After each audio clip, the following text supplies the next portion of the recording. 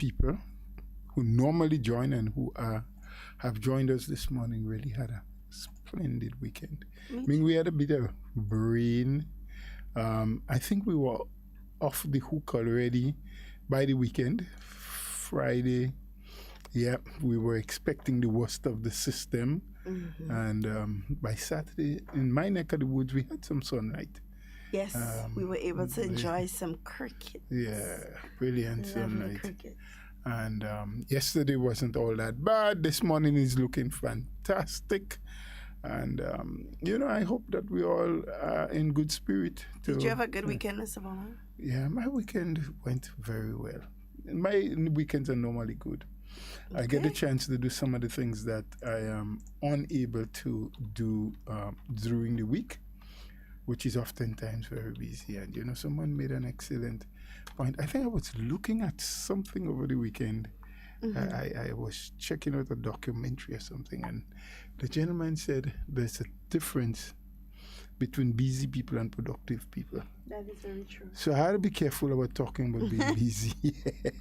He said being busy is not necessarily being productive. Yes, and that is so true. Because there are a lot of people busy doing nothing.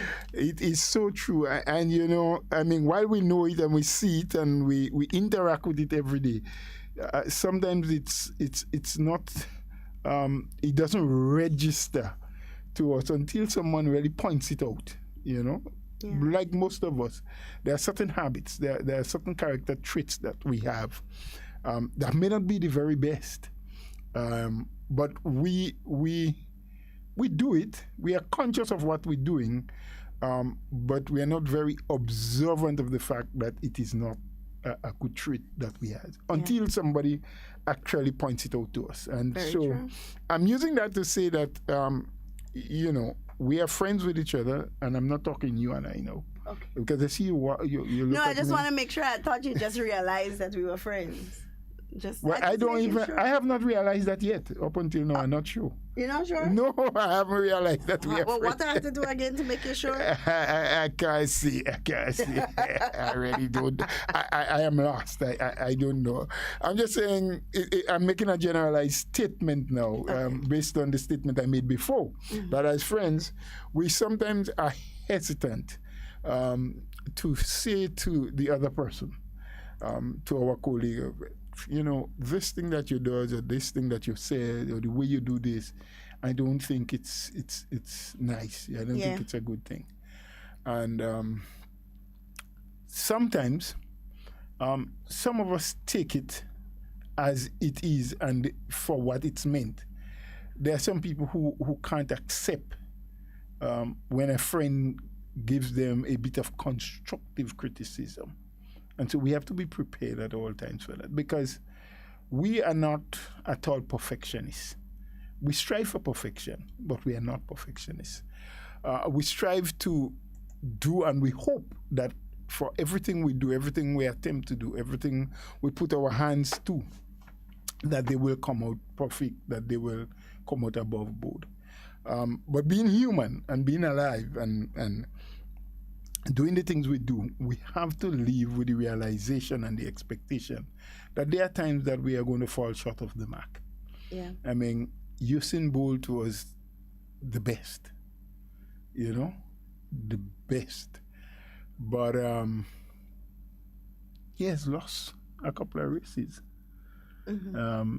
He brings his best game when he is competing at the highest level. At the highest level. But he has lost already at the highest level. And I'm saying that to say to us that there are times when someone's game at a particular time may be better than ours.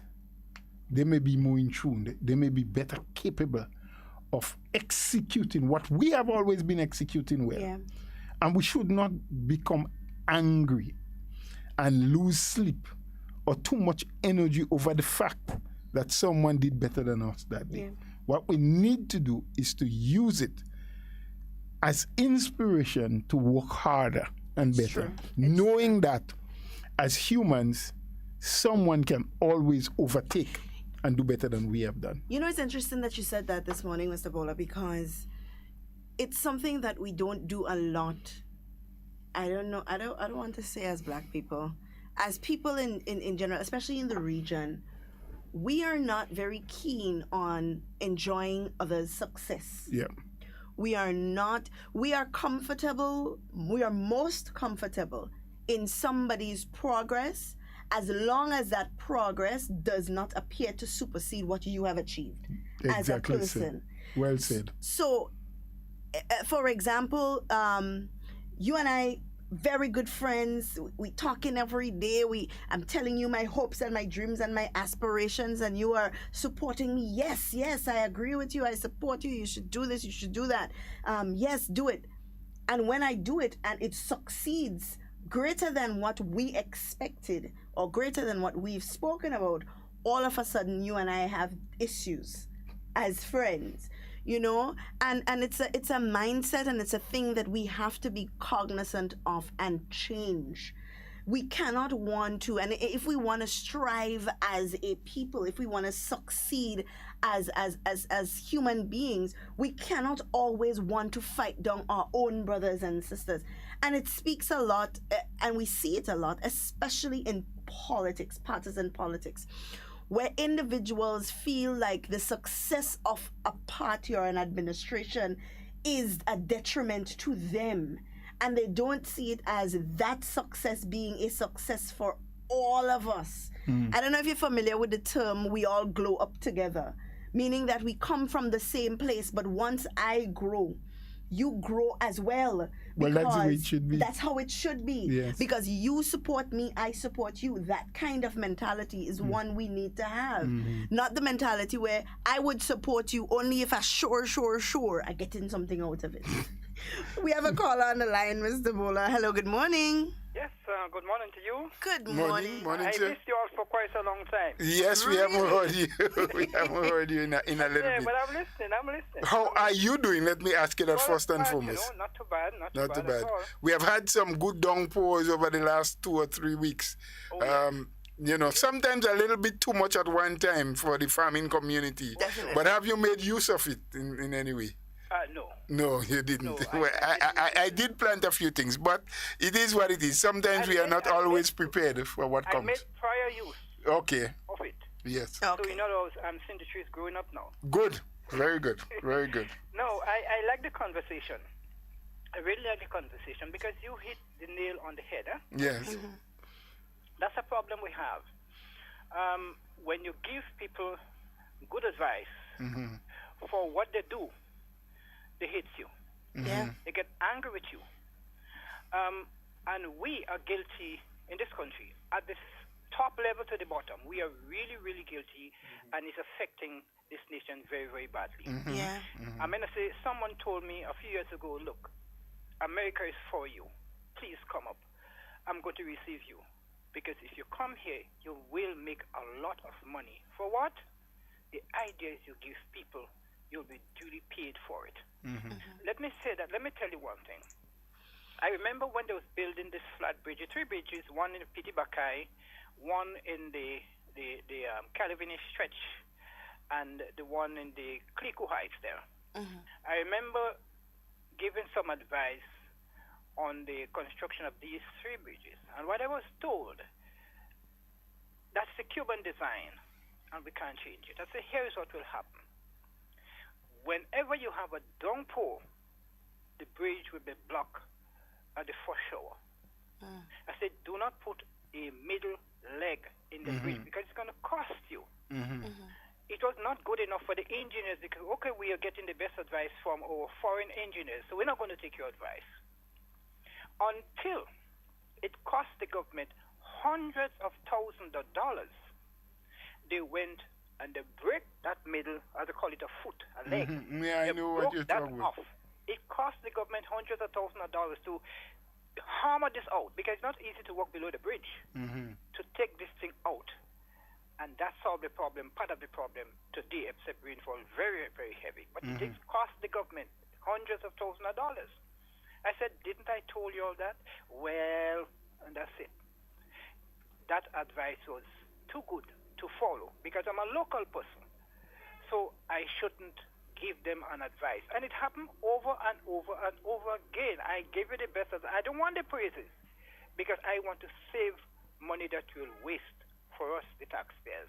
And so I'm making the point that we have to pay attention to good advice when we get it. Don't care how high you are.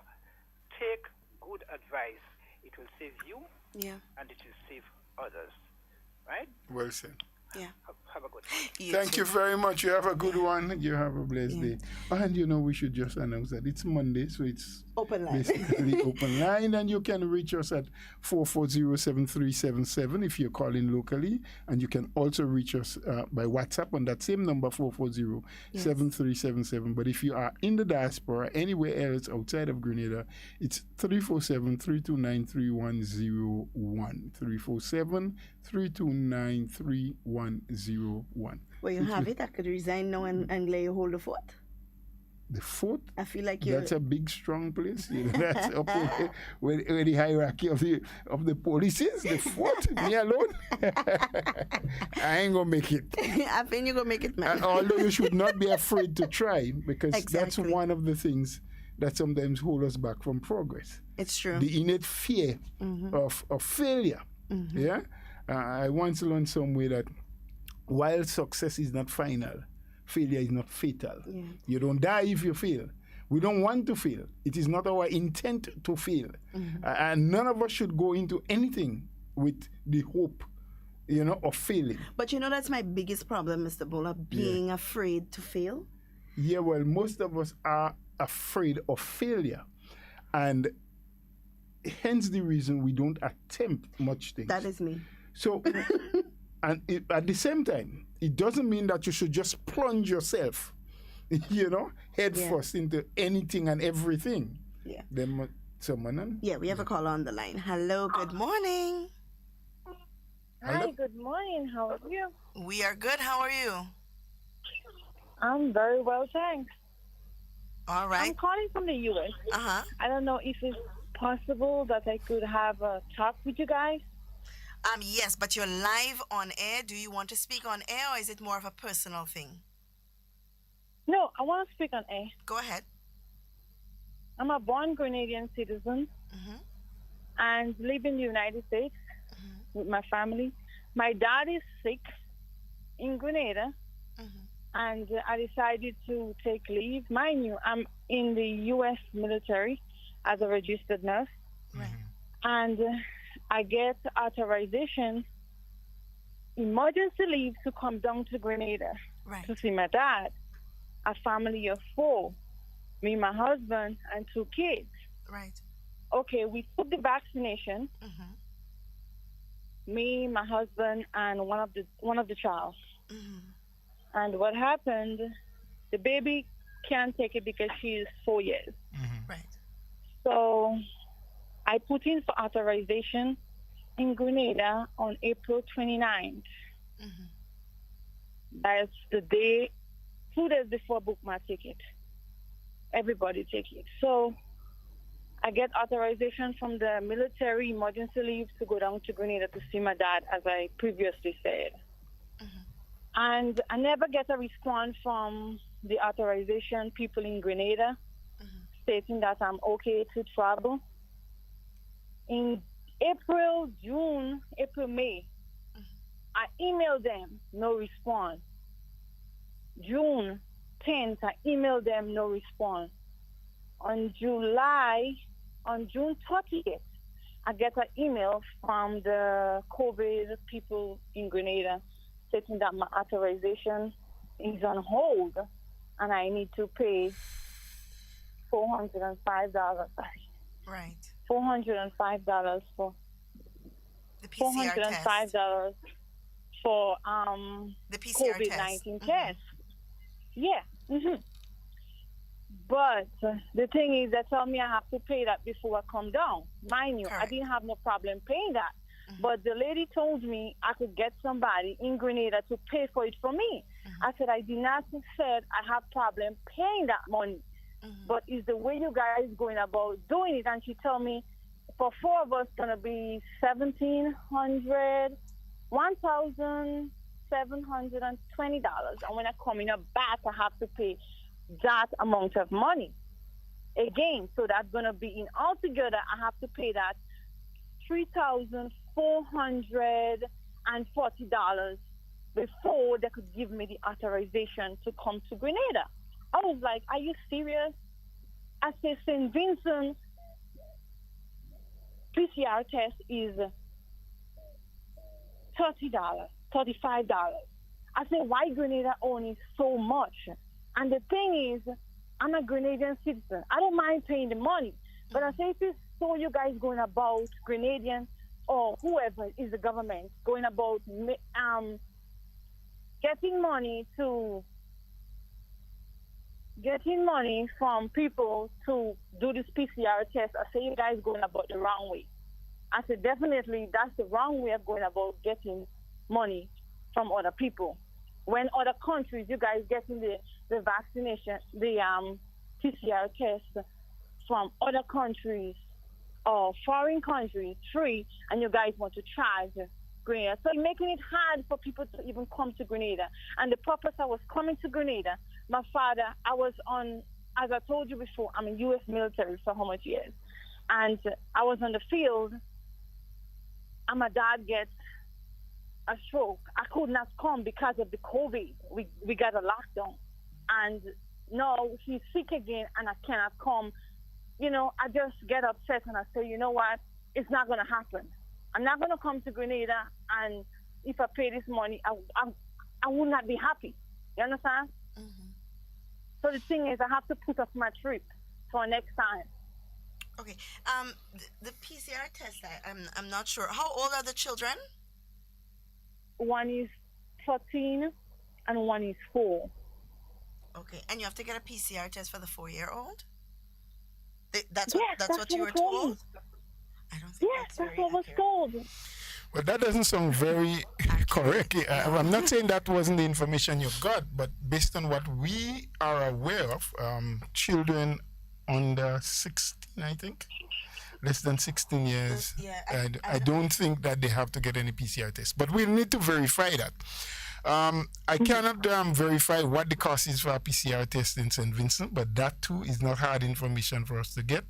But it is the cost that they have given you per test here is what people normally pay. Yeah, and that can be people. and that can be paid online. Now I understand what you're saying in terms of the time frame in which you receive the information. Yes. I It's for myself, poor I think it's communication. unacceptable. It's very much unacceptable. It is unacceptable because I mean, if it's an emergency, it means that you need urgent. Although I can understand why there was a delay or why there was a hold on your application because that fee has not been paid, because that is actually mandatory for anyone coming into Grenada. It's actually part of the form of the portal. You go in, they give you step by step what you're supposed to do, and you can pay that monies online. Now, with that being said, it still doesn't make it right for you to have to wait so long to receive a response. So I definitely apologize for that. That is, it's not good at all. And I was so upset pertaining to the time frame. When I sent in the first email, when I didn't get a response, that was April, in May. I sent in the first response, and I sent in my mind you cannot send military orders because of secret information. Right. I send in the doctor's information from Grenada. I send in my leave paperwork from the U.S. military, and no response. I keep on emailing them because it's an emergency for my dad, and I was so upset. I say, well, you guys are so lacking in communication. That making it bad for the people in the country and the country itself. Yeah, I tend to agree with you in that regard. It is really unacceptable. But as we're speaking about the price of the PCR test, we can't say for certain why that price is what it is, nor can we say it's comparable to any other Caribbean country, because we can only speak about Grenada. Now, we know that the testing covers a wide cross-section of things related to COVID. So there is the purchase of protective gear for the people who are dealing with these situations. Plus, we have persons who deal with the whole management of people coming into the country, contact tracing, ensuring that the proper quarantine measures are met, and so on. These people also have to be paid. So I could see why it's $405. Not saying that that is the perfect price or it's a justifiable price or so on, but I can see why. I don't think it's a means for the government to just make money off of Grenadians or off of people coming into the country. I honestly don't believe that that was the mindset behind it, because we have to think about all of the things that need to be taken care of when it comes to COVID-19. When we look at it on the surface, we see, oh, it's just a PCR test, but we don't see all of the background work that goes into managing COVID-19, and which is one of the reasons why we've done such an excellent job so far in its management. So I'm not saying that it's a justifiable cost. I'm not saying that it can't be lower or it isn't high enough. I'm not saying any of that.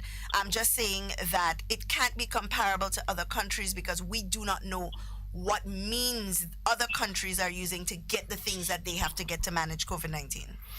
May I ask, Mom, so you have now abandoned your idea of coming to Grenada? So you I did. You did? Right. I did. So there is no reason for us to want to communicate with the authorities on your behalf because, you're not going to be bothering anymore. Yeah, I'm not gonna go forward. Go forward. I couldn't have paid the money. Yeah. I was willing to pay the money, but after I think about it, I say, it doesn't make sense. And the communication when I send them the email and stuff. No, you wasn't getting it back. Well, that we apologize for. Really, we don't work with the system, but we apologize on behalf of Grenada to you for that. It was very unfortunate that you had to wait that long, at least to get a first response. Whatever decision you make, that's also your right. But in terms of the length of time, as you explained, that you had to remain to get a response and having sent 2 or 3 emails after your original application, that doesn't speak well for us. That information will transmit to the people in charge and ask that they look at the workforce and encourage people to give much speedier response. At least, even if you don't get it in 24 hours, but at least 48 hours, something should be sent back to an applicant saying, well, look, we are processing, even if they haven't completed, we are processing, or we need you to do X or Y so that we can give you a final word, whatever the case may be. But it shouldn't be many weeks or months before that happens. Yeah. So we. But what I would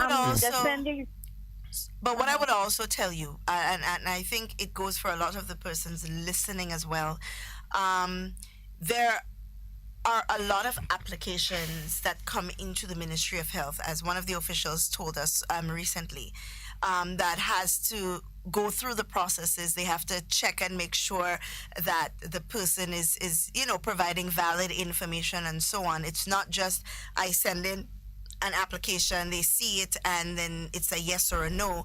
There is a fine-tuning process that has to happen.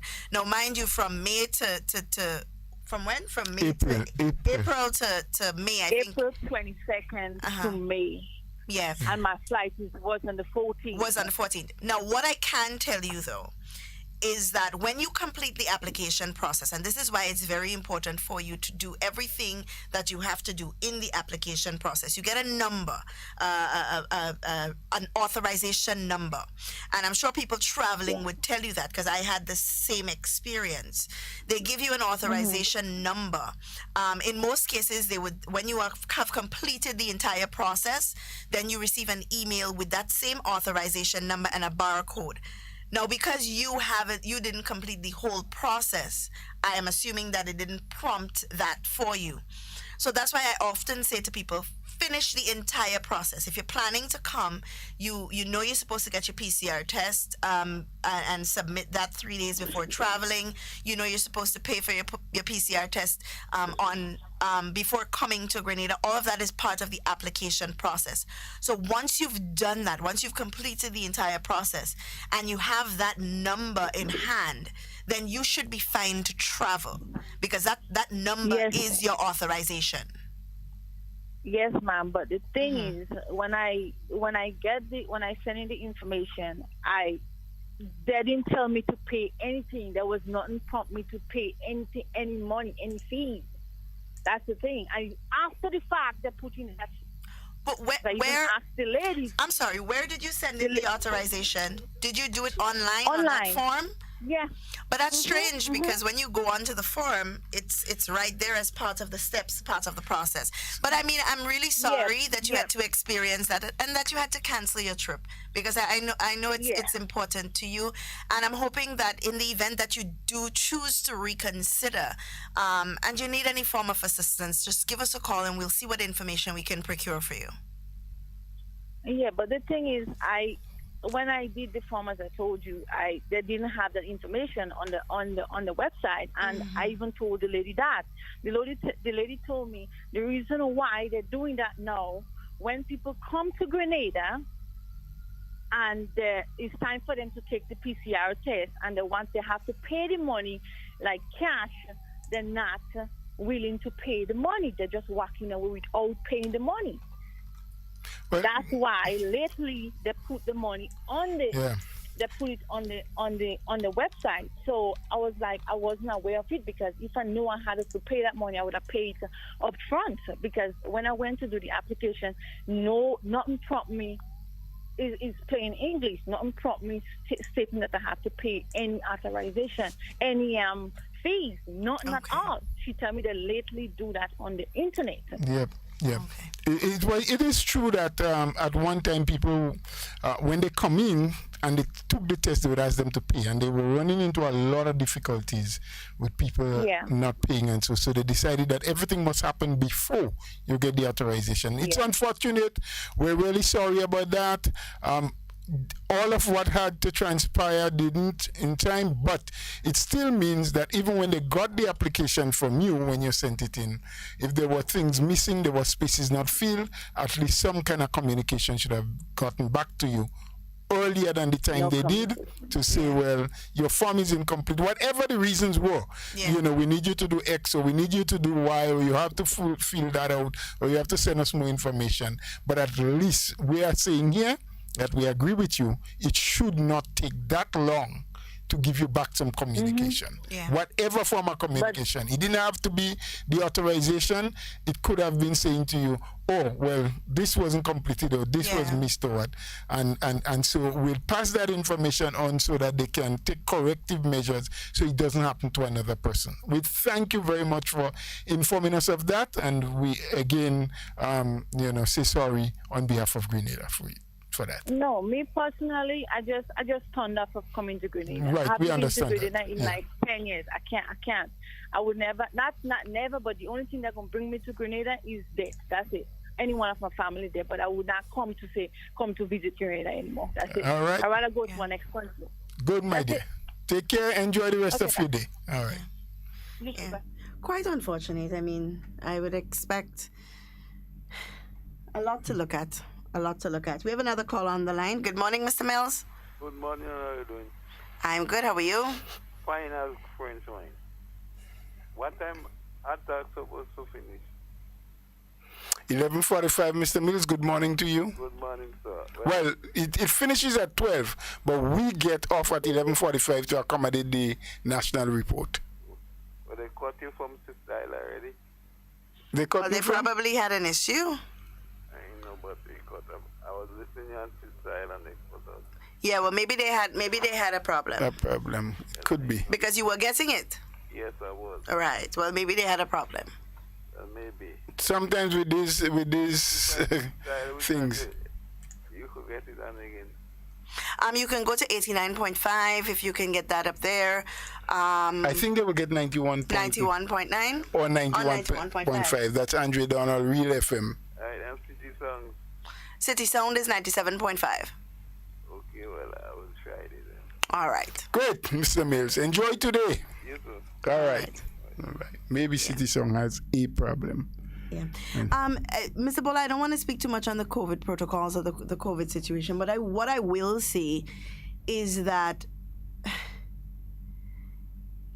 leadership is a very difficult thing, because when you're looking at when you're looking at a policy or a protocol or a situation, you have to look at it holistically. It's not possible for them to look at every individual person's opinion of what the situation should be or what the policy should entail. When they look at these things, they look at it from the mindset of,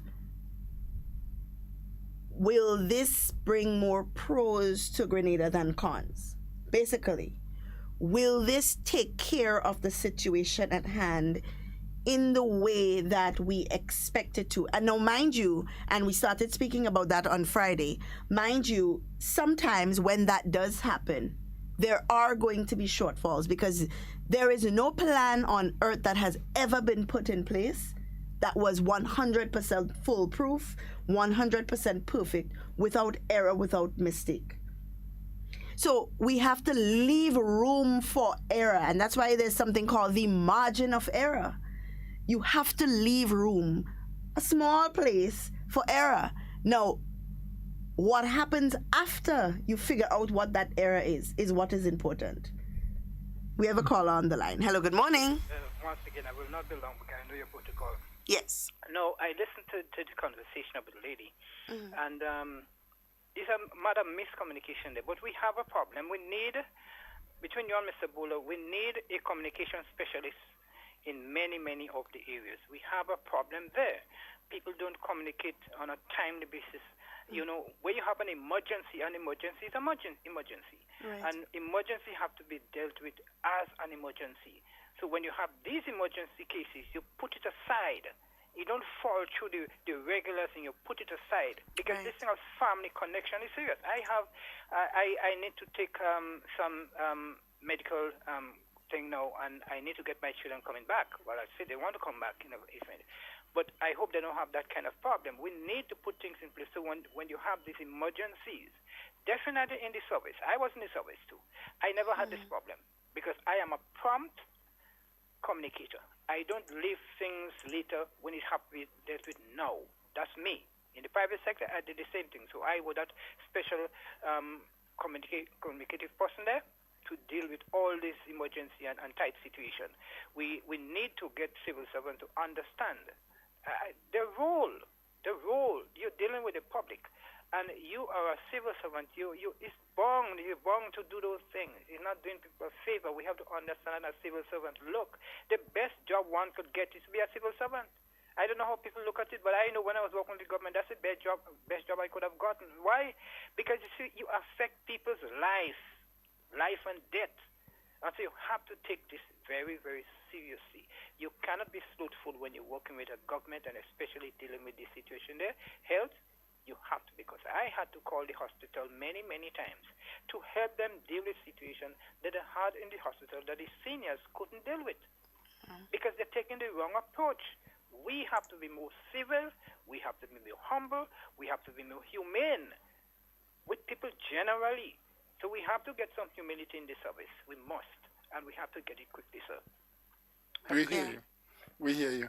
And I heard the caller and you know the previous one, and it is just a matter of being productive. I would agree that we need some training, some basic training in communication skills and what have you. But for the life of me, I don't know why someone sitting in front of a computer, accepting applications online, and I would presume that there are more than one individual dealing with that, cannot just scan through it. And I heard you say that they have to do verification and checks. All of that, acceptable. But Roland Bola sent in an application today saying it is my intent to travel to Grenada by whatever date, whatever time, whatever. You scan through quickly that application and you recognize that there are some missing parts. There's nothing stopping that individual from keying in a few words and say, thank you, Mr. Bola, for your application. However, we recognize that section what, section this, section that is missing. You need to fill those in so we can complete your process. Exactly. And that goes out in a couple of hours, Yeah. in 24 hours, in 48 hours, I'll say maximum, because I don't know the amount that any one individual is dealing with. Yeah. And you remember very early when we started up the program this morning, I spoke to the fact about being busy But and not being productive. Yeah. It's a whole difference. It is. So some of us get very busy, but we're not productive Yeah. because we do all kind of other things. I mean, I have seen with my own eyes. I've been in the service. I've been at the highest level in the service. I worked as a public servant before I became a minister of government, and I've seen it with my own eyes where some people just idle around. They Yep. play games. They do all kind of thing on the computer. As a matter of fact, at one time it was during the era between 2008 and 2013 when the NDC government was in office. They caused to happen at the Ministry of Agriculture at that time what was called a manpower audit. That is where they audited the productivity level of the workforce within the sector. I don't know how broad-based it was, but I only got a sneak view of the result. Yeah. And I think the manpower output was about 40%. 40%, meaning that 4 out of every 10 people that was employed in the ministry was considered to be producing. Yeah. The other 6 was just hanging on. 40 out of every 100. So it gives an indication as to how we are not very productive as a people. And I am not pointing finger at any particular person or any particular administration. I'm just stating facts as they came along. And we need, all of us, need to do better than we are doing. And case in point that the lady complained, she sent in an application 24th of April, had to send 2 or 3 other emails in May, June, and sometime towards the end of June, got a response to say, well, look, your application is being considered, but you need to pay XYZ. What happened during the month of April? What happened between the 21st of April when she sent in that application to the end of April? You know? May passed, another month, and June. It's just an example of how sometimes things fall through the crack. Yes. And how it can affect not just the individual, the family, the company, the country that is making the application, but it affects us as a people and how people view us and how people see us as non-caring, you know, because that was an individual whose intent was to come in to see someone who is a loved one that is sick, her father, right? The story that will go out is that Grenada doesn't care, right? Without getting all of the specifics. And we are saying all that without yet having heard the second side, because they say a story has many sides. We have not heard the ministry. And we are not investigating, so we're not going around asking. We are just basing what was said. And my predicament here, the big issue for me is the length of time for a response. Yes. Not whether the lady was qualified to come in or not. But the Not length of whether she time, had the length of time for response. I'm saying if an application comes in, it may be incomplete, 1. You may have fees to pay, 2. You may be told that you have to quarantine for 14 days because you're not vaccinated. Whatever those issues are, they may take time to be sorted out. My issue with it is that it should not take that long for a response to go to the applicant to say, we have received, we have received, we are in the process of reviewing. However, X is missing, or Y must be done, Z must be done. So at least there's instant communication. Something goes back to the individual. It is up to that individual now to either do the things they have been asked to do, or go back online and complete the parts of the form that they did not complete, or make the payments where they did not make, and so. But the ministry must not allow, and the workers within the ministry who have that responsibility must not allow their service and the tardiness of the service to cause them to be blamed. You see, and the thing is I think it's happening because they will not be blamed. And I'm speaking about the worker or workers in specifically. They will not get the blame. Who gets the blame? The administration will get the blame. The minister will get the blame. The CMO even may get the blame. And that is the difficulty in these situations. We don't know how to lay blame on the proper individual. Well, I agree with you and I disagree with you also. Eh? And let me tell you why quickly. Because whether it's the CMO, the administrator, the minister, they have a responsibility to ensure that whatever effectiveness that must happen must not only be at one level, at one strata, but it must go through every single strata. So the minister, starting at the head, may not necessarily and doesn't necessarily have to be the one sending a response back out. But the minister, through his PS, can ask for an update periodically. The PS must be on the back of the senior administrative officer, who himself must be on top of that department head. And the department head, so I'm saying there are stratas, and effectiveness, the level of communication, productivity must not stop at one strata, but it must be done at every single level. Right. And I was going forward to say that there must be checks and balances. So, if, for example, for people who have worked in a call center knows that you are expected to make or meet a certain quota at the end of the day, week, month. Similarly, in a situation like this, it can be handled in the same way. So you have X amount of emails coming in. At the beginning of the week, this is Monday morning. When I got in on Monday morning, I had 500 emails in my inbox. So I know that by Wednesday, I should have completed either half or all of that, right? There must be some sort of check and balance. There must be some sort of accountability on the part of the person in charge of doing the job itself. There must be some sort of reporting strategy on their part.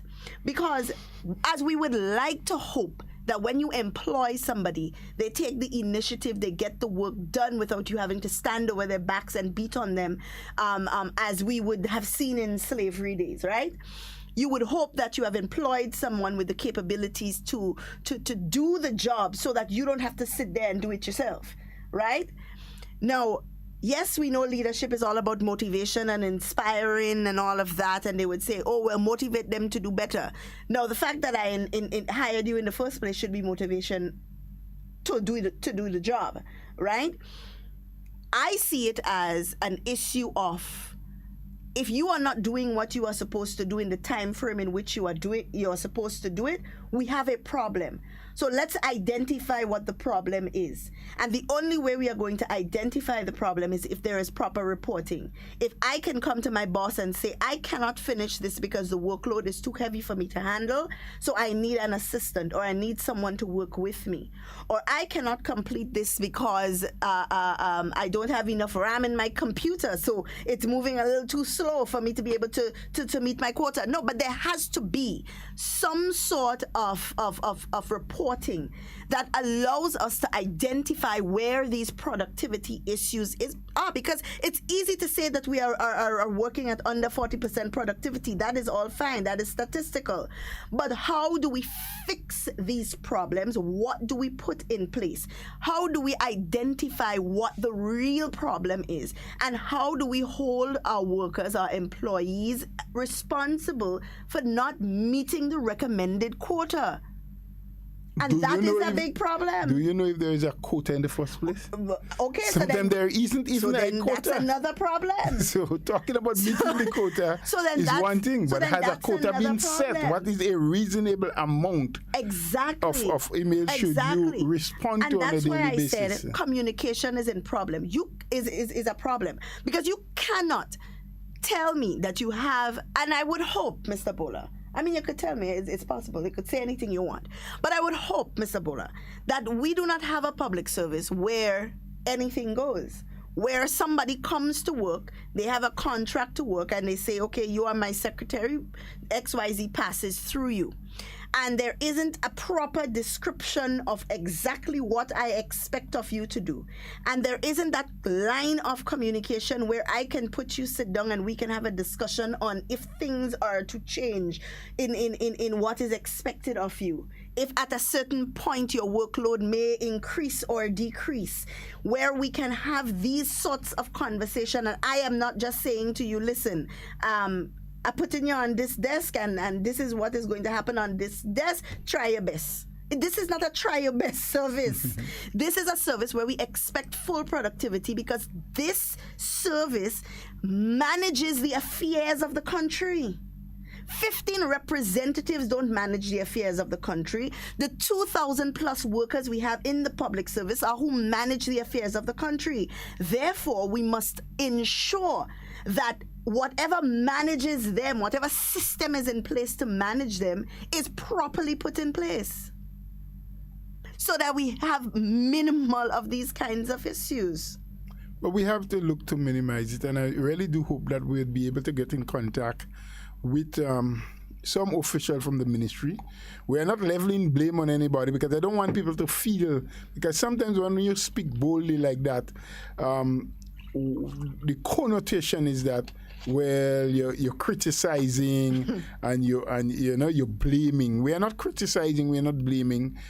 Someone made a point, truthful or not, I don't know, because we have no way of verifying whether what the individual said was actually factual. Right. Yes? But to take the lady at her word, we are just saying that it is unacceptable for it to be that long to get a response. Yeah. And if that has happened or is happening as we speak, we need to find, and meaning the ministry, and that particular area, that desk. And I do believe that there are other areas in government and in other ministries that probably need some adjustment, yes, that need some haul over, or as they would call it. But we really need, because the issue of people traveling to and from the country in this COVID year's time, which is different. In other normal times, you didn't have to go through all of that. You didn't have to make an application to come to the country. Yeah. You book a flight, you have relatives, or you go to live in a hotel. Once you can give sufficient information to the immigration department when you arrive, that convinces them that you're here just for a vacation, or you're a Grenadian that is returning, you're a national that is returning, whatever the case was. So prior to COVID, there was no need to fill out these kind of application form. You didn't have to get authorization to come to the country. You didn't have to quarantine, save and accept that they found that you came out of a region that had some kind of issue, some kind of virus or bacteria that can be catching. They may want to, like certain parts of the world, before you go, they will tell you that you'd have to take a vaccine for yellow fever or for what have you, those kind of issues. But we've seen the changes that COVID has created for us, and we have to accept them. We now have to live with them. Yeah. This is what they refer to as the new normal. This is what it is now. And it's not just in Grenada. It's throughout. And we need to verify as well, because I find it's almost crazy to hear that a PCR test is $30 in St. Vincent. Yeah, I'll try to We find have out. to verify. It's probably not crazy, because to be honest, it's free in Barbados. Yeah, because it used to be free in Grenada at one time. Yeah. So it all depends on a country's that's ability. What I'm saying. It depends on and how they're sourcing their stuff. Thing. Yeah. How available it is for them to get PPEs. How much people they have Some on of them staff probably to getting it from donation. Yeah. Grenada has to purchase. So we need to do the verification, because people may think. Yes. As the young lady has been thinking, that it's an exploitation of thing, but I want to offer my services to the Ministry of Health, Mr. Bola, because if we're having a problem in responding Well, watch me so. no, If but we have hold on one moment. I am not watching you because you want to offer your services. I just don't want you to be using this program as a means. That's okay. Of sending. I want to offer my services to the Ministry of Health. If it is a problem, if it is an issue, whereas you are unable or your staff is unable to complete the amount of emails, because that may be the excuse. Or the reason, let me not say excuse, the reason given as to why they cannot get back to everybody in a timely manner is because of the bulkiness of the inbox. So, I am offering my services. I will accept $5 per email for every email completed after a certain quota. And maybe that is something you can give to your staff to incentivize them. You're supposed to complete 200 emails by the end of the week. Every email after that, to get a $2 extra, $5 extra, something. But we have to do something, Mr. Bola, because I'm looking at the chat here as we are talking, and we are getting multiple complaints of it being a very tedious process to get into Grenada. And this is something that I don't want to hear, that I don't like to hear. I would like to hope that people want to come. We are encouraging them to come.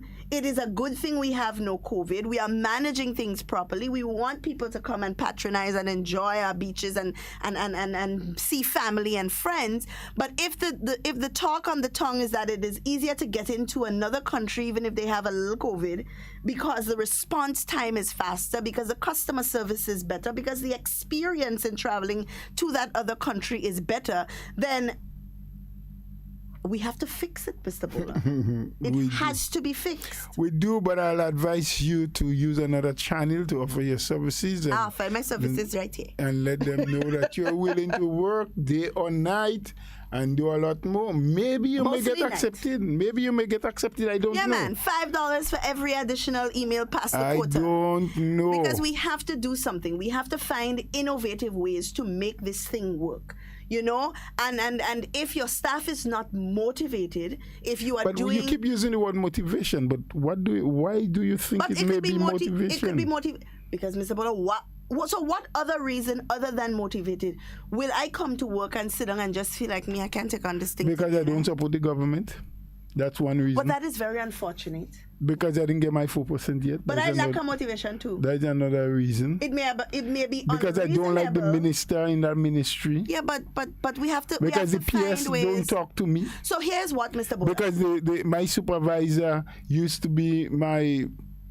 So here's how we fix that problem. Because governments will change. It's not one problem. Hold on, governments will change. Reasons, and I'm giving you several of the. And I'm saying with the reasons that you've given me. Because governments will change, PSs will change. You're going to meet somebody in your ministry that's going to come and be your manager or your PS or your head of department or whatever that is not going to like you, or you are not going to like them. But at the end of the day, the service must continue to work in an effective and efficient manner. Now, in order to mitigate these kinds of issues, you know what output you are looking for. So give the people their quota. Tell them this is what I expect of you at the end of the week and at the end of the month, and if that is not completed, then you are answerable to that. You cannot come and tell me that after a month you have not completed half of what your expected quota is because your PS don't like you. That's not my business. My business is looking at numbers and at statistics and making sure that I get ample productivity out of the service that the people of Grenada are paying for. I don't understand why I could be paying taxes, expecting an efficient and effective service, and I'm getting mediocrity. That cannot be okay. I heard you. We have a caller on the line. Hello, good morning. Good morning. Hi, good morning. And good morning to Mr. Roland Bola. Good morning, my dear. And how are you too? We are all good this morning. We will. Oh, good. I'm listening to you, and I do understand. Listen to both of you. Yes. And I do understand exactly what the problem is, what you are saying. Yes. Because no matter what we do, the government of the day, which is the Prime Minister, will get they will get the blame. Yes. They will say it's them. But the same thing what you're saying, some things have to be rectified. because even my children want to come down and see me. And because of the PC test, it costs a lot of money. They say $400 for one, and if a couple of them want to come, it will cost them a lot of money. And again, the airline fare is very, very, very expensive. So therefore, no, they don't want to come. They say they don't mind paying a little bit of the money, but it is too much. Too much. And then when they come again, they have to pay again for the test. And then when they're going out again, they have to pay again. So it's too much money. So they're depriving Grenada from bringing for tourists coming into Grenada. Grenada is being deprived of that. And I know a lot of Grenadians abroad from England. They do want to come down, but because of that, they can't. Even my auntie children want to come down as well. And it's a multiple of them want to come down. But because of the same issue, they say they cannot afford it. Okay. Right? So something has to be done. I don't know what it is, but something has to be done. So, of course, you have to take the initiative and go forward and say something. Yeah? Well, let it come to an agreement, to an arrangement for something to be done to help the people. Right? Because I don't want to see my family. I haven't seen them for over nearly 2 years now. Okay. Yeah, and I do want to see them. Yes. And a matter of fact, I'm not too well, and I pray to God I do want to see them. Okay. And they tell me they can't come. I see them on the phone all the time. Oh, right. I want to give them a hug. They say, no, it's COVID, you can't hug. Well, the thing is, they vaccinated my household. Only missing one because I wasn't too well. I couldn't go and get the last second one? All right, all right. We hope you will do that soon. They're there. They already received theirs. So they Good. Something has to be done to make it easier for people who want to come and visit Grenada. They love Grenada. Yes. And they're stuck in a country they cannot get out. They're stuck in one room. And when they go out, everybody's for themselves. Everything has changed because of COVID. Yes. So let them come and visit our island of spice.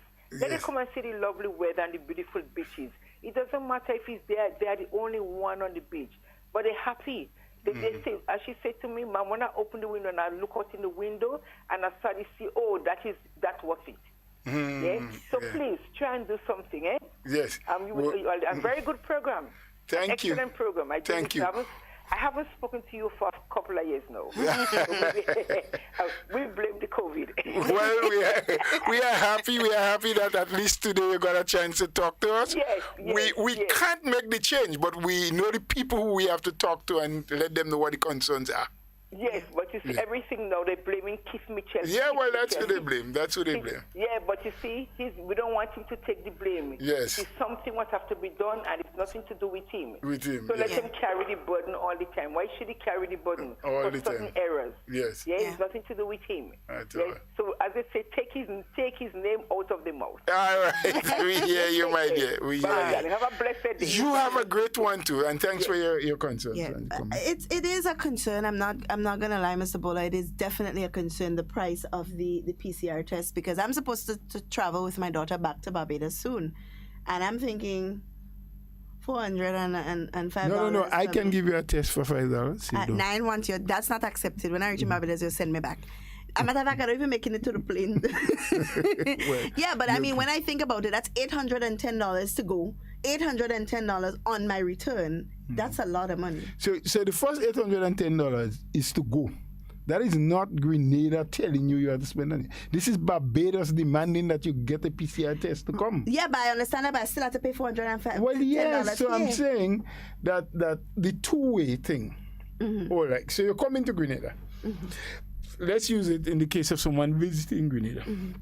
You have to pay because we want, when you get here, to test you to make sure that you are negative. And if you are positive, we know what measures we have to take, right?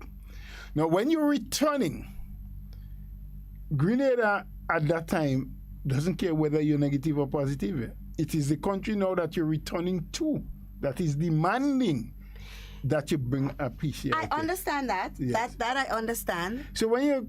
But here's the issue. Here's the issue. When I take the test here, because it's mandatory for me to get it to go to Barbados, I understand that. I still have to pay $400.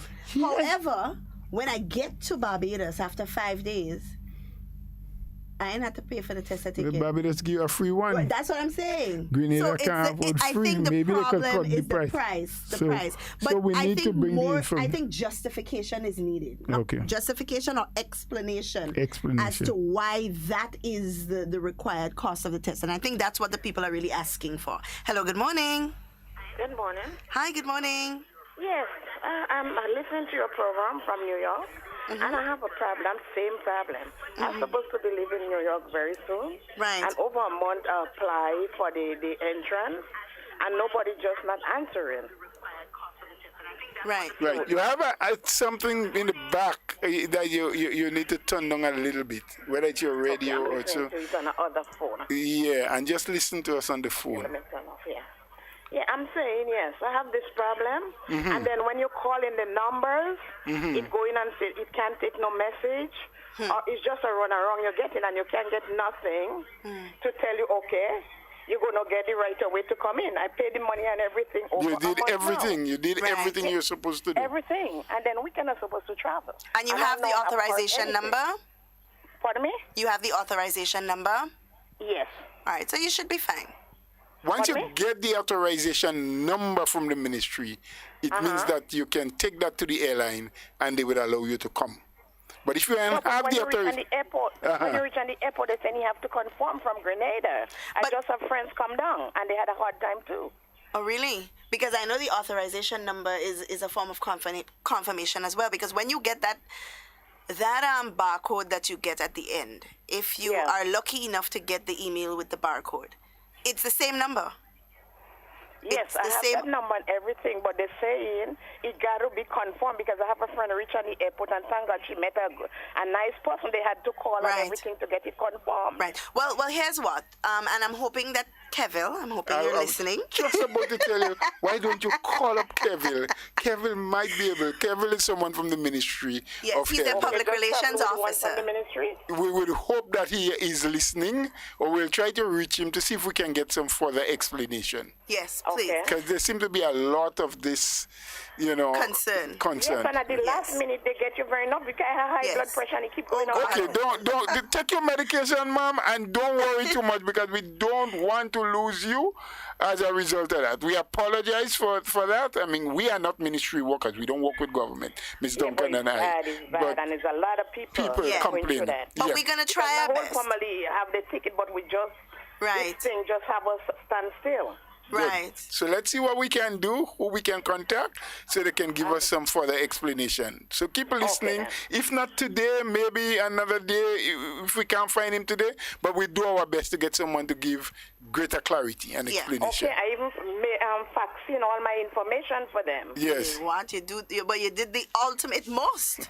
Yes, because I don't want when I reach on the airport, no problem. I understand. You have bad high blood pressure. I understand. I don't get nervous. Oh, Lord.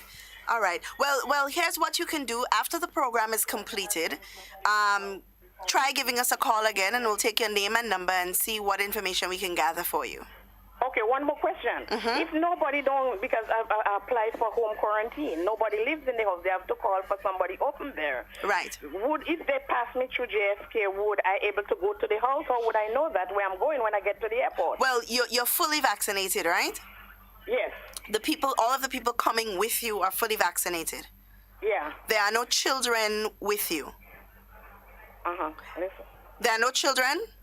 No, me and my sister. Right, because the protocol does say that once you are fully vaccinated, and there are no children in the mix, and the people that will be in the household with you are also fully vaccinated and are willing to quarantine for the 2 days that is allotted, then that home quarantine is approved and it's fine. Okay, but I just need that confirmation. I agree. You need them to tell you yes, that can happen, and we understand that. Yeah. Okay. Yeah. So we'll try to get some answers for you, but give us a call once the program is over, and we'll see what information we can gather for you. At that same number? Yes, at this same number. Okay, thank you, ma'am. All right, you're welcome. Okay, yeah. Yeah. So, Mr. Bola, clearly there is an issue. Well, of course, and it appears that the issue is the communication, the networking. So we can only suggest from where we are here that it could be maybe insufficient people dealing with it. Yeah. Maybe those who are open, Kevin, I hope you're listening. Maybe those who are there are overworked or too busy and not productive. Yeah. So it could be a number of issues. But the powers that be. We have Imani workers. The Imani are not workers, they are trainees. Trainees. Yeah. We could, we don't know. Maybe they are. Well, that's what I said. That's why I said could. We don't know the true happenings of that particular department. It would be good to get the other side and find out what is happening on the ministry. Why is there delay? Is there such great delay? Yeah. Why is it that so many people have to complain that they've sent in the information and they are waiting? They've bought the tickets, they've done this, they can't get the confirmation number, they don't know what to do. And I know it is an issue when you get to the airport. If you don't have confirmation, they don't allow you to board the plane. Yeah. I have a friend who came in from Florida probably 3 weeks ago, who almost didn't make it. Yeah. Because he left Grenada, went to Florida for a week, and was supposed to return. He's Grenadian, he lives here. Mm-hmm. But did not have his confirmation number to return. He said he was totally unaware that he needed a confirmation number to return. He knows that he left Grenada to return. And lucky, as the lady said, he found a very friendly immigration officer who called back here. And within a half hour, making several calls, they were able to get. We have another caller on the line. Hello, good morning. Hi, good morning.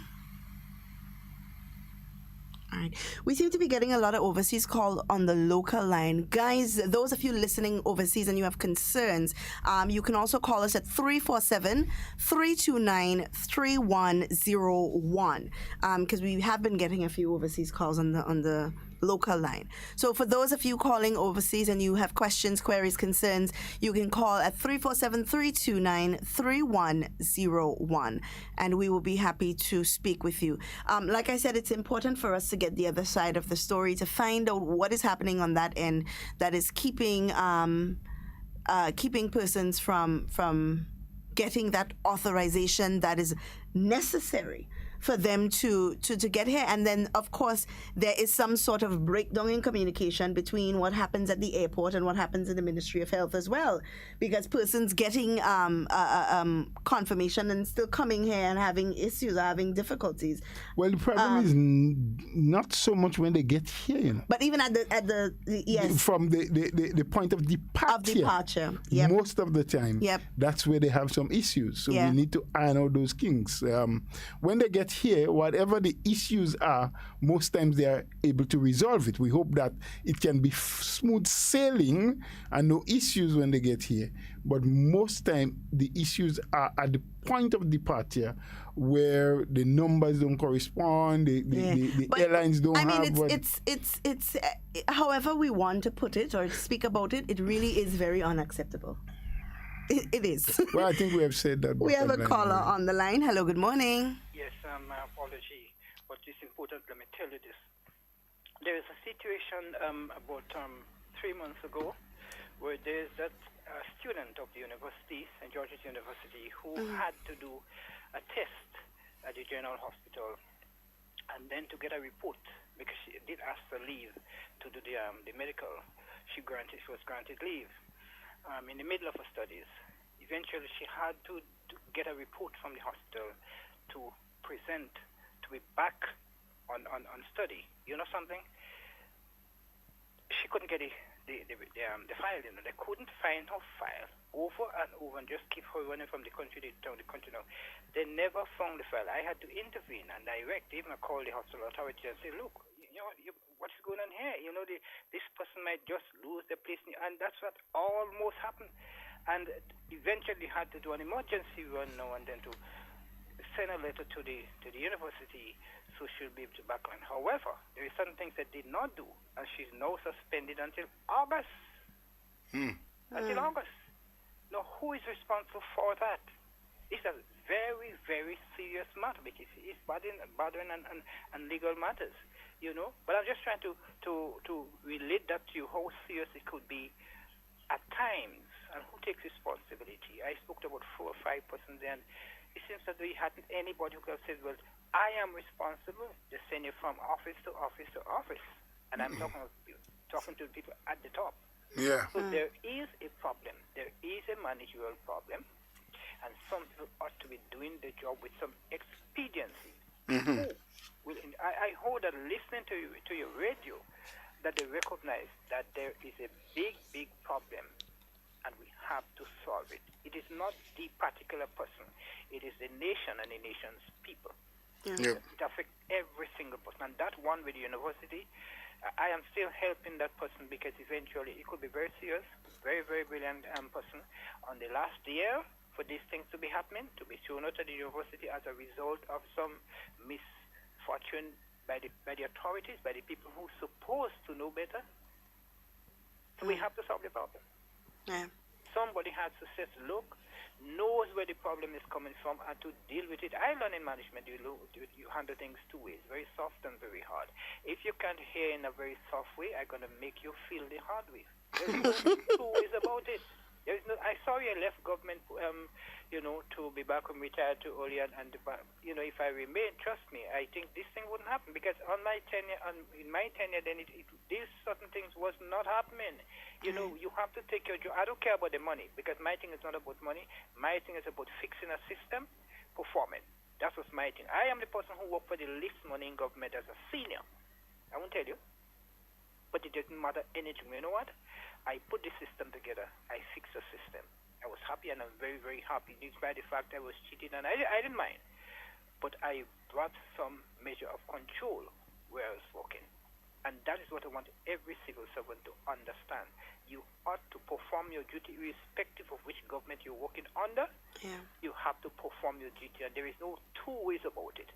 If you cannot perform, I'll find some other things for you. Yeah. I'm not grant charging. I'm not saying, well, okay, I'll sweep things under the carpet. No, I say we have to bring some fear back in the service. You must know, look, if you don't perform, a report is made on you and you're either out or suspended, full stop. We need to bring that fear back so people will be conscious of the work. Yeah. All right. Okay. Have a great day. Thank you. Don't accept the word fear, though. I don't think we need to bring fear. Not fear, but I think there must be some level of reasonability. People must know what their functionality is. What are the functions? What are the things expected of them? And must know that there will be repercussions if they did not perform to meet those requirements. And I mean, that is something not just the employer need to enforce, but also the trade unions. They need to ensure that people produce. I mean, a trade unionist once told me that it is not their responsibility to ensure that people produce. It is the responsibility of the employer. And he's correct. It is the employer's responsibility to make sure that they get value for money. But I'm just saying that, as a representative of the workers, if you encourage them as well, that can just make... And, this would also help and aid in terms of negotiations for whether it's salary increases or fringe benefits and so on. A union can't just, or shouldn't, just be able to come to you and say, I want an increase for all of my workers, irregardless is not a word. Regardless of who regardless of whom is performing or not. Not a word, and you use it. Yeah, because we just listen to people talk so much, and it's just you're making words. Probably. Maybe it needs to be a word. It sounds so lovely. Anyway, regardless of who is performing or not, because there are people in the service, Mr. Bowler, who perform at an exceptional level. They're doing my job, they're doing your job, and the job of the person next to you. No. I always do my job. Careful. Yeah, but they work at an exceptional level. But we know. Acceptable. I do accept that. We do know. We know some of them. That there are some of them. There are some we don't know. But the reason why things are still moving is because some people go beyond the call of duty. Beyond the call of duty. And these people deserve everything that is coming to them. However, I personally... Everything good. No, be careful. They don't deserve everything that comes in. There's some bad things happen to good people too. It's true. And they don't deserve it. I personally, Mr. Bowler, would be upset as an individual if you and I sitting at the same desk. I am producing at 150%, you producing at 25%. But when time for salary increase, I sit on inside waiting for negotiations to happen, and you outside jumping up with a flag, but only 25% if you're producing at it. And you're laughing. And these are the people that has make the most noise. Well, empty vessels, since we were young, that's what our parents say. Exactly. Empty vessels make the most noise. So, as a union, it should be in their best interest to ensure that all of their workers work at a good productive level. However, it will be difficult for them to ensure that that is done if there is no system in place within the service itself to determine the productivity level of each individual. Why you want to give the union responsibilities that don't belong to them? It is the responsibility of the managers. Those who are tasked, those who are at the level for supervising, to see that work is done. Okay. Hello, good morning. Hello, good morning. Good morning. Very interesting program indeed. Two things. Children between the ages of 12 and 16 now in the U.S. Can be vaccinated. So I think you need to update that, especially for parents traveling with the kids to the Caribbean. Right. Also, the fee is really very high compared to the Caribbean countries, the other Caribbean countries. And I think that, it's easy to check. And I did hear Minister Steele give an explanation about it, but it is really high. And the third thing is, I think that, Grenadians really need to start getting vaccinated, because what we will do is actually exclude ourselves from tourism, which we really depend heavily on. So these are the 3 points I just wanted to raise. And we are absolutely grateful for them. Thank you very much for making those points. Yeah. Yes, and the caller is right. Children between the ages of 12 and 16 now can be vaccinated in the U.S. What does that mean for parents traveling with children? Because right now the protocol does say that if you are traveling with children, you would be treated as but I'm assuming that if the child is vaccinated, they would count as a vaccinated person, right? And so maybe that needs to be made clear. I think it was implied, but I think it needs to be made clear, so that persons wanting to travel with their children would know that if my child is vaccinated, I only have to quarantine for 2 days because everybody is vaccinated, and not 6 or 7 as an unvaccinated person would be. But Mr. Bola, a lot of work has to be done, and I think we need to start looking, and as a people, as a people, we need to be a little bit more forward-thinking and a little bit more modern in how we view productivity, how we view work, how serious we are. And even if it's a paycheck, you in yourself, Mr. Bola, must know that whatever it is you put your hands to should be done properly and be done in the You keep calling my name to give people the impression that I don't do my work well. Mr. Bola, why would you say that? But you just said whatever you do, Mr. Bola. I mean, I try, don't I? Always. Okay. I think you have excellent work ethics, and you're a very productive individual. I learn a lot about good work ethics from you. You did? Yes. How come you never tell me before now? But I didn't know I needed to tell you that. But you mentioning it on air, Anyway, we are running down. I'm really happy. Mondays are actually open Mondays when people can call and speak on almost any issue, which we allow.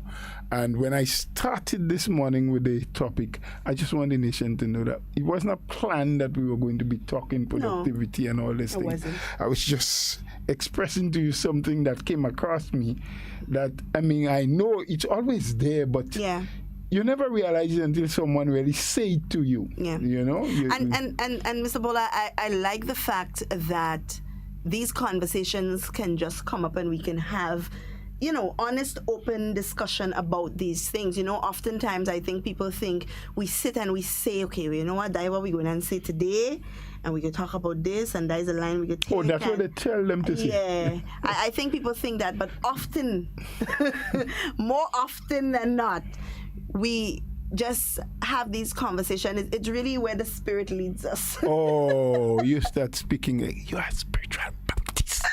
It's where the Spirit leads us. And this morning, this is the direction the Spirit took us. You know, I am a Roman Catholic. What we sing?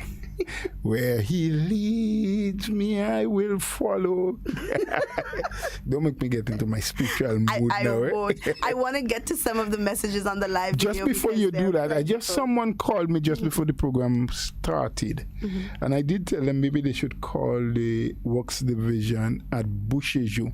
But they just called me and mentioned, and I'm saying it for whatever it's worth. So if anyone who is associated with the Ministry of Works or the people up at Boucheju and they're hearing us, they may be able to pass the information on. The gentleman made reference to the fact, I think he was on his way to the hospital this morning using those steps just towards that where you exit the tunnel. There are those steps there that can take you up from the bus, not the bus terminal, sorry, but the cruise ship terminal, right. The edge there that can bring you up to the hospital. And he made mention that apparently with the heavy rains and what have you, some dirt and rocks and so. Right, there was some slippage. Yes, that kind of fell onto the steps, and I don't know how serious it is. We're creating a sort of blockage, right. And maybe the authorities is not yet aware of it. So if anyone who knows the contacts or who are hearing me, maybe they can pass that information on. But they should be aware by now, because I mean, maybe by now. People to work and pass on the step and things, yeah. But sometimes they do, but they didn't call. But I did say to the gentleman I was about to go on program when he called me, and maybe he should pass that information on to Boucheju. So all up to this morning. Well, it's just before I came on the program, he said so to me. So I don't know, maybe it had happened last night. I didn't have enough time to question him, but I'm just throwing it out just in case it is not yet. Yeah, the road office in Boucheju with you. Just in case it has not yet been done and somebody is hearing, they can take a look into it if they have that authority. Right. Someone on the live, and I'm going to try to get through as much of these comments as is possible. Someone is saying, if someone is traveling in the month of August, can they start the application process now? Because this caller is saying they take too long to get back. I don't think that's possible. You know why I don't think it's possible? Because you have to submit a PCR test that is 3 days, 72 hours before travel. So, and you cannot complete the entire form unless you have submitted all of the documentation that is necessary, which includes the PCR test and the payment of the for the PCR test here as well. And the place for quarantine. And your place for quarantine. If you're not going to be home quarantined. Right. So you know? all of that data has to be submitted kind of all at the same time. So I don't think that applying sooner would be a more effective process, because you're not going to be able to complete the process beforehand, even if you try to. So there really does need to be more efficiency at the local level. At the local level, yes. Yeah. Someone is saying, please encourage her to change her mind. I feel for her, had to help. So persons coming by, putting them to the right source. Someone is saying, a nightmare flying into Grenada from the U.S., just been there, done that. No COVID in Grenada. I think that the people in the Ministry of Health have to do better than that. I know someone that went to Dominica and up there, and a few hours just before he left, he got clearance and was very upset. Someone else is saying, you're absolutely correct. This is a very tedious process for people traveling into Grenada. The process, as you mentioned, Mr. Bola, needs to be more organized. They need to provide timely feedback and notice the people about where they stand in the travel authorization process. We paid for a bundle.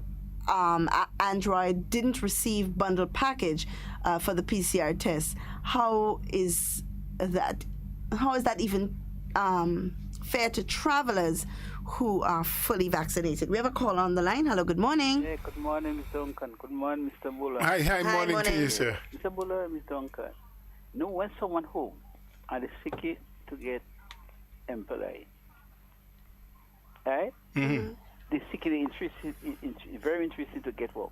I know when they get the work, the whole attitude changed towards the work. Mm-hmm. They change because they tell somebody they're working out. Yes. Right? And they more focus on mountain to get the money. Right? So I want to see, because the same set of people, like, let's say they work with government. Like, if government privatize, that will sure help. And the whole attitude of the people have changed.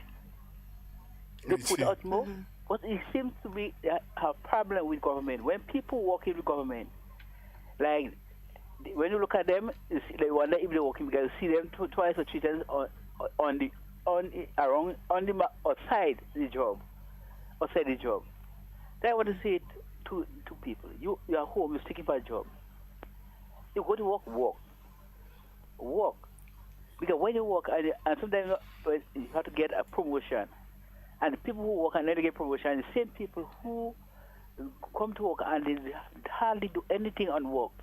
You know, they will envy those who get promotion, because those who get the promotion, they work hard, right?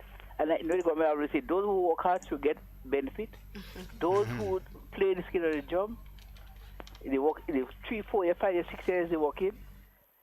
The salary remains so. Because see what happened, like when government give increasing salary, everybody get. Yep. Right? See, like if you produce and a man producing, and then he getting the same amount of, like the 4%, everybody getting 4% across the board, right? It comes like fit with those who produce and those who are producing getting too. Yeah. Mm-hmm. Right? So you see, I do believe, yes, you're home, you want to work, you get work to work. Yeah. And when you work, right, and you get promotion, your promotion is well deserved. But when you get promotion, you don't work for it. You know, like I said, easy come, easy go, it will go. Mm. Right? So I call upon creative. Let us change your attitude towards it, wherever you work in. You always have a positive attitude to work, to produce, and to bring benefit, because our neighbor string berry in Grenada. Yeah. Because when you look at something again, Mr. Duncan and Mr. Buller, when the same set of people travel and they go to the next country, they can't say they're going to work. Yep. They have to go. They could not, like, they're producing more. And go on time. More time to the country that they live in than they within the string berry. So you're producing more, you benefit, you're producing more for the country than the country that where you're in the string berry group, where everybody from a living. So I say we need to change our attitude, and let us work. Work, like you say, work you want the work you get, or work for it. Yeah. Right? And work for your money. Honestly, work for honesty. Yeah. Yes, man. And be honest yourself. All right. Great. So, Mr. Duncan, Mr. Bola, have a wonderful day. God bless you. You as well. You'll be good too. You know, the caller said something that was very interesting, and we started talking about that at the beginning of the program, where people are only happy for your success if your success does not supersede theirs. And that is such a true statement, which is also what is also another true statement. It is not how long you've been working, but how hard you have worked. Because you could be working in an establishment for 30 years and you have not produced as much as someone who has only been there for 10. So I'm still not sure if it is not how long, but how hard. You know, I think it's more how long or how productive. Because some people work hard, but they're still not productive. True. Because they do things the wrong way. Yeah. You know, they keep having to redo, and you know, so they work hard. They spend a lot of hours, but they're still not productive. Yeah. So we have to be mindful of a lot of things. I think we are in the need of a massive mindset shift when it comes to productivity and taking responsibility and these kind of things here in Grenada. And most importantly, and I've said this maybe more than I need to in the past week, that we need to learn to communicate. We have to learn the importance of communication.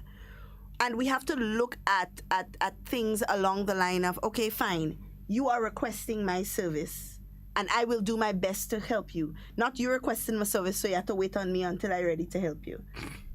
And that's a real thing. People have that kind of mentality. We have a call on the line. Hello, good morning. Hello, good morning. Good morning. Mr. Bowler. Good morning.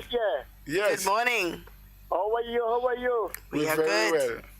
Well. All right, Mr. Bowler. Sure. I have a problem, something I want to put up for the Ministry of Health. Yes. Mm-hmm. The toilet in the market, the vegetable market. Yes. The last time they do a little work, they put some new toilet seat and so on. Mm-hmm. But you have people damaging machines up. Okay. I mean, that was only that. recent. Recently I mean, they they're did trying that. their best to make, but yeah, some people don't care. And then now the main toilet, they fix one and they leave one. Okay. So if like 2 persons coming to use the toilet. Okay, one had to wait on the other. Okay. Yeah. They go in the ladies' toilet, and that is wrong. Yes. Because you know when men and ladies meet up, Yes. anything could happen. Well, we don't want things happen, not in the toilet. No, I don't want that to happen at all. Yeah. So I was talking to them, people there, and they say, well, they get tired, people get machines done, they don't really put in. I say, well, right in my country, so I will do it. Okay. So I call them and we look at it. Yes. And put back in the toilet. Right. Because, you know, people go inside here, when they can't do it, they let me go on the floor. Oh, shucks. And that is bad. Yeah. We And that upset me. Yes. Yeah, it would upset Yes, anyone. because I will be in town every Friday, every Saturday. Mm-hmm. And I will be today watching and see what's going on and checking toilet and everything. Okay. And that is bad. So I'm calling the ministry to look at that and put back in the other toilet. The other toilet. Rectify what's happening. Yep. And keep away from going to the ladies' toilet. Okay. So you take care and have a nice day. Well, thank you for the concern. Right. You have a blessed one too. And good to hear you. And I take me both those. Very good. Encourage friends and family to take theirs now. So later. All right. Good. All right. Yeah. Take both his doses. Guys, the lines are still open. We could probably take 2 more calls. Quick ones. The number to call is 440-7377 if you're calling locally. But if you are in the diaspora and you want to give us a call, it's 347-329-3101. You can also send us a message via WhatsApp at 440-7377 or give us a call as well. We are always happy to hear from you. So for those people who was planning for last Friday, there was a couple of activities that was put up. So I know the St. David's luncheon, which should have been held was supposed to be last Friday, was put up due to the inclemency in the weather, as well as I'm not sure when St. David's is rescheduled for. They did not give me that information. Yeah. But also St. Andrew's Northeast, they were supposed to be doing that barbecue out there by Trevor's place, close to the Dunfermline Bridge. Right. So it has been put off from last Friday to this coming Friday. Yeah. So Friday of this week. All right, we have a call on the line. Hello, good morning. Pleasant good morning to you, Ms. Duncan. Good morning. Good morning, Mr. Bowler. Good morning to you, dear. And how you are doing? We are well. Good. Well, thanks. Mr. Bowler and Ms. Duncan. Mm-hmm. Sometimes things are very hard for other people to understand. Mm-hmm. Simply because, people grow up, persons grow up with the outside pit toilet. Mm-hmm. And sometimes they just don't know how to use those, what we have now. Mm-hmm. So that's what posed the problem, because some of them don't learn to sit, some learn to put up their feet. Yeah, squat. They call that squat. Yes. Right. So sometimes that is the problem, but then you just need to know who is who doing those things, and then right. Because if, like you said a few minutes ago, that was fixed not too long ago, and that is happening. So that is just what slackening the bolts and stuff like that with the seat. Mm-hmm. So you won't stay settled one place. It will be wobbling. If you're sitting, it will stay wobbling. Yeah. You're squatting, as you say, on it. So therefore, it wouldn't stay put. So I don't know if you all might have a steel or so to keep down the seat thereabout. I don't know. I'm just making a suggestion. You're making a suggestion. Yeah. We understand. We understand. You know, if sometimes you mightn't believe if you put steel, but then what I'm saying with the material they are using, Yes. Ceramics, I don't think it might. Keep it down. Yeah. And then you still need to clean it on top and underneath. Mm-hmm. Yeah. So rather than you putting the steel, I don't know what suggestion can we do. What can we do? Well, we probably need to teach our people, some of our people, toilet etiquette. Some people don't have that. Well, they don't we understand never tell you may have to do that, you know, but Yeah. it's really unfortunate. Yes. Because technology. Mm-hmm. Some of them have a gadget, they're looking at everything. Probably they need to go on the internet And see Google how to do it. those things, yeah. and find out how to potty train also. Yeah. Maybe. I don't know. Maybe. Yeah. But it is what it is. It is what We it is. gotta Yeah. look for ways. Pardon? I say we have to look for ways. We accept we have all to try to see- suggestions Yes. because that's what it's about.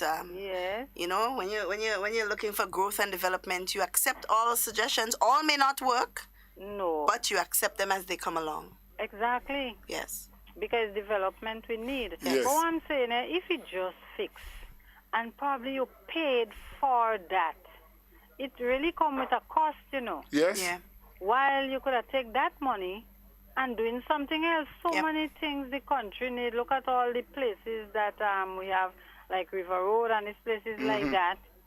Some places need a little back wall or so. Water coming over when the river overflows its Yeah. bank and stuff like that. And then the next thing now, we have to try to keep our rivers clean. Yeah. Gone was the days as little children when the rain started to fall. Everybody tried to get the mango leaf and the different leaves to put in the drain to see which one reach down faster. Yeah, when Yes. we playing boat. True. We used to make Yes. it with coconut shell and all kind of And thing. all that. And then after a time now, when you're small, you don't know. You're going in town, you never know. But after I start getting older, I realize stress in the river, when you travel, you realize everything ending up in the sea. In the sea, yes. Plastic, bottles. Everything.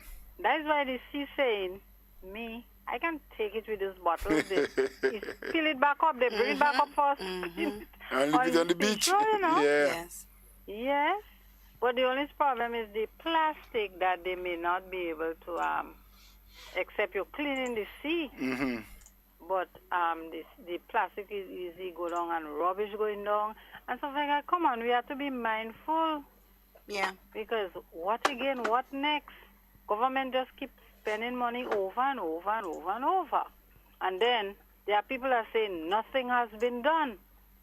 What can we do? What solution? Where we could find problems? The solution had to be solution for problems. mind change of mind and attitude of our I people. tell myself that. Yes.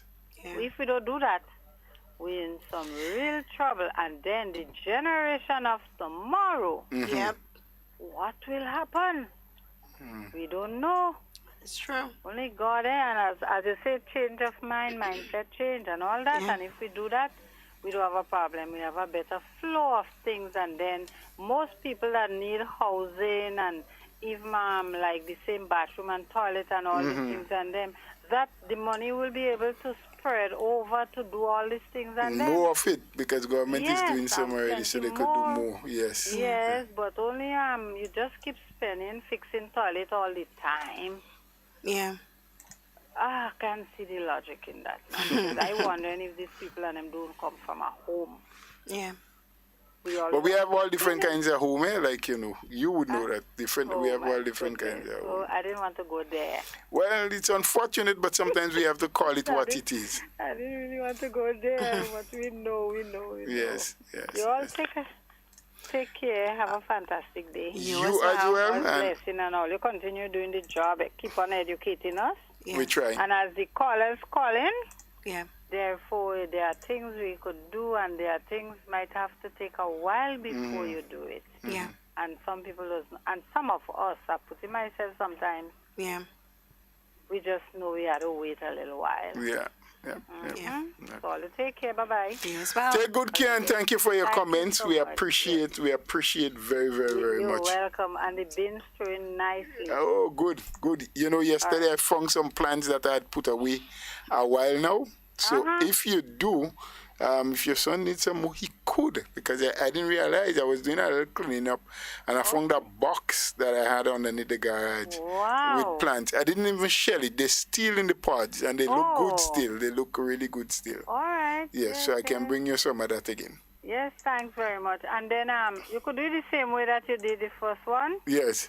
Yeah, not refusing any. And then he had a little setback, The eyes after what had happened in St. Vincent. And then he went to the garden. He had a problem with the eyes. Oh, my God. I'm sorry he wasn't seeing both of them.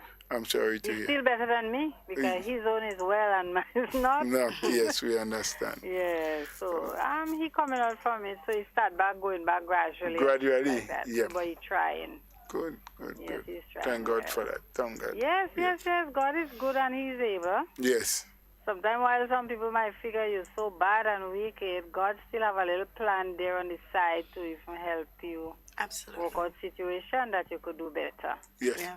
Yes. You all take care. Bye-bye. Bye-bye. Have a good one. And I want to take this opportunity at this time to thank all of the people who contributed in whatever way. Whether you gave a call, you sent us a comment, was your comment read or not read, it's there. We're going to look at it. And we do promise that we'll try to get in touch with some official at the Ministry of Health and explain to them. I don't know if they are aware, maybe some of them aren't, but explain to them a lot of what is happening and see, hopefully, if something better can be done in terms of, the responses in particular. Absolutely. I think once people can get a response to know that, yes, we have accepted, we have received your application, and we are doing the best with it, that may help, because the concern basically is we take too long before we know if something is happening. It may not be approved, but at least just jot them back a line saying, your application has been received.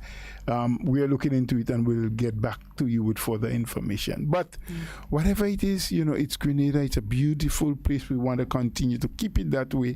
Our last caller did make mention about our rivers and seas and the dumping, which is another issue that we have to talk about at some other time. So many issues, and most of them, when you look at them, what is the root cause?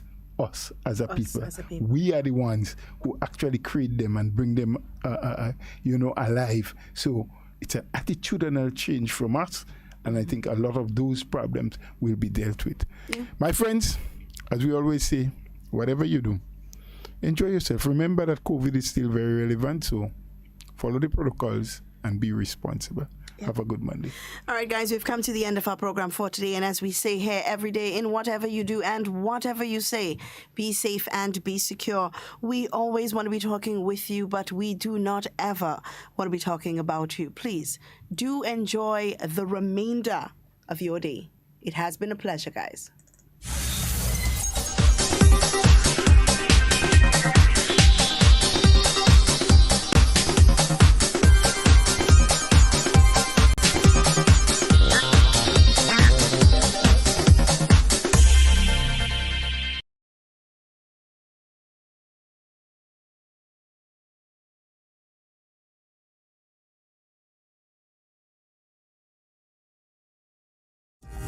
Customer services, bill payment, revenue collections. We are open.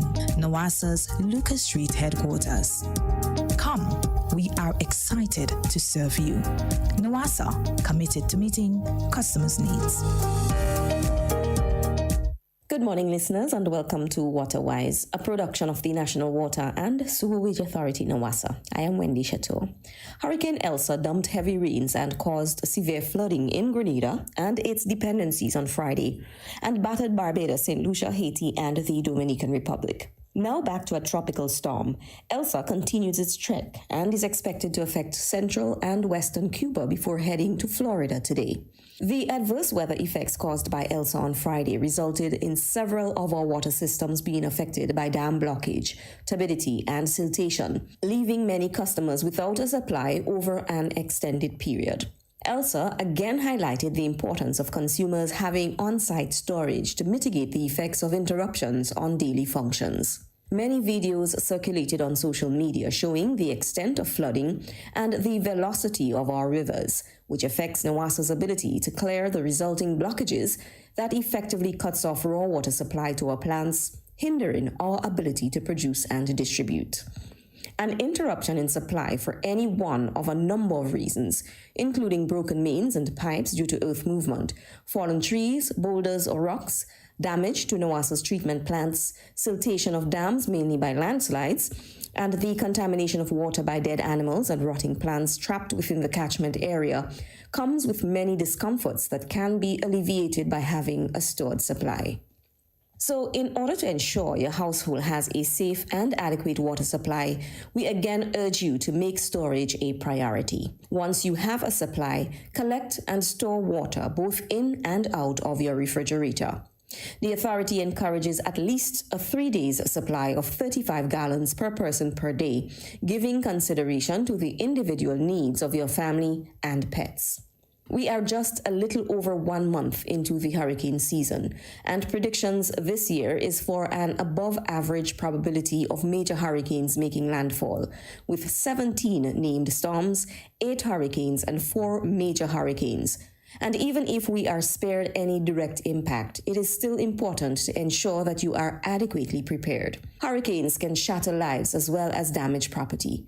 Being prepared can help you, your family, or your business minimize the impact, and the best time to start is before the threat is imminent. Don't wait until a hurricane watch is issued, because it may already be too late to take certain precautions, reduce discomforts, and get through any hurricane emergency with less stress by preparing. Of course, we can't forget how essential water is to our daily lives, and even more so now with the COVID-19 pandemic, making it necessary to ensure your household has an adequate stored water supply in the event that there is a disruption. At NOWASA, we commit to ensuring a safe, adequate, and reliable water supply for all our customers. Situations can occur, however, that hinders our ability to meet those needs, making it important that consumers understand and appreciate the value of having an adequate stored supply. Also this morning, we take the opportunity to remind you of the various options available for accessing your bill balances, making account queries, and reporting leaks. You can do so by calling or sending a WhatsApp message to 405-5245 or 459-6064 between 7 a.m. and 5 p.m. Mondays to Fridays, or by calling NOWASA's emergency line 292 or 435-0715. NOWASA also offers various options for making payments through any of our cash offices at the Carriacou, Grenville, or Guelph, and now the addition of our new Lucas Street headquarters, which was officially opened to the public on Tuesday, June 22nd, and now allows for access to all services offered by NOWASA. Payments can also be made through your banking institution via online banking or through any of the payment centers available island-wide through Western Union and the Riverside Credit Union. That's our time with you this morning. On behalf of the entire team at NOWASA, I am Wendy Chateau, wishing you a fantastic day. If you haven't already done so, then go follow us on Facebook, Instagram, and Twitter, and subscribe to our YouTube channel to stay connected. Customer services, bill payment, revenue collections. We are open. NOWASA's Lucas Street headquarters. Come. We are excited to serve you. NOWASA, committed to meeting customers' needs. He saw